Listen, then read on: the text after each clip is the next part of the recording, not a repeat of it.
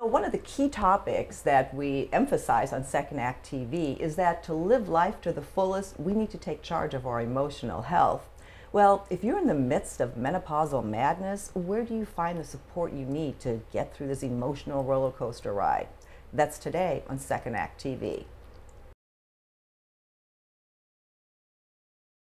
Well, today we want to welcome a new guest to our program, a new content contributor, Jeanne Nelson. Jeanne, you're a marriage and family therapist and a life coach.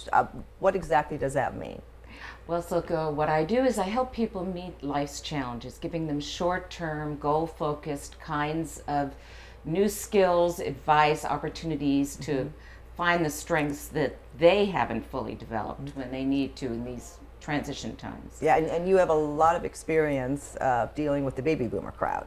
Indeed, I do. Being one of them myself, Yeah. I'm especially sympathetic. Yeah, yeah. Well, we have special issues at this time, and you know, we all have our stories. Yes. You and I were able to share a little bit, and that's one of the reasons I'm so excited to have you here, because yours is pretty unique, and especially as it relates to your professional life. Tell us a little bit. Well, I don't know how unique I am, but I did certainly go through a major life transition in my mid-50s when I was very suddenly and unexpectedly widowed and finding myself alone, as so many women do for different reasons, and finding that the rug had been pulled out from under me, and I was very profoundly affected by that. I was very humbled by how much that affected me and how far I had to go to be able to do the things I had been pushing my clients to do for many years. Oh my gosh. So, well, so how did that translate to your practice? What? Well, I learned a lot of things personally that I was able to bring forward in working with people. I found, for instance, that although I'd always known this on certainly a basic level, that friendships are everything. Building your support system, having people to help you through those times makes all the difference, and having that ready for you at those times is necessary. But when you go through transitions, you often have to build new support systems and new friendships as well, and you have to be able to do that.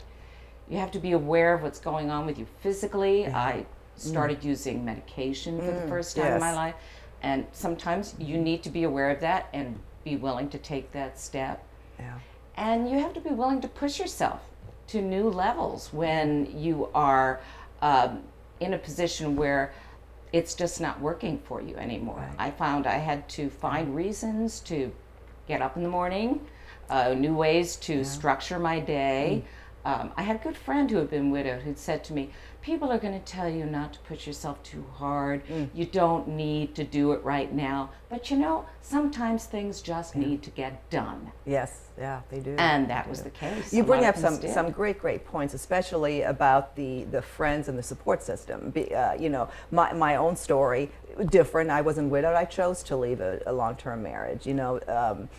But you have those same emotions. Is that what you see in your practice? You know, what I should ask you, you know, what do you see?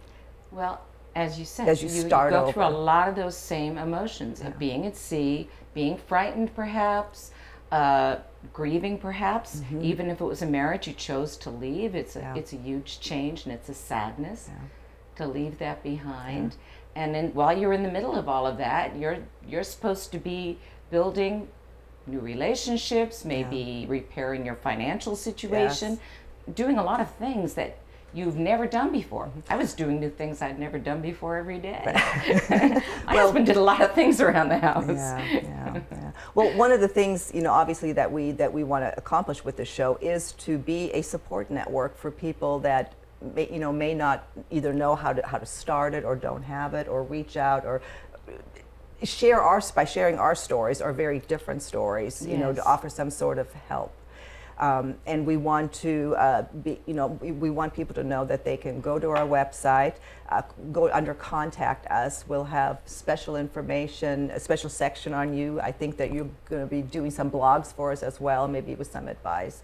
And I'm happy to say that Jeanne has offered to answer emails personally. If people want to write to me personally, I will be happy to get back to you. So we really hope that we can be a resource for you, do go to the website, contact us. Your email will be answered, and we hope that we can give you some of the emotional support that you may be lacking right now. Thanks for joining us.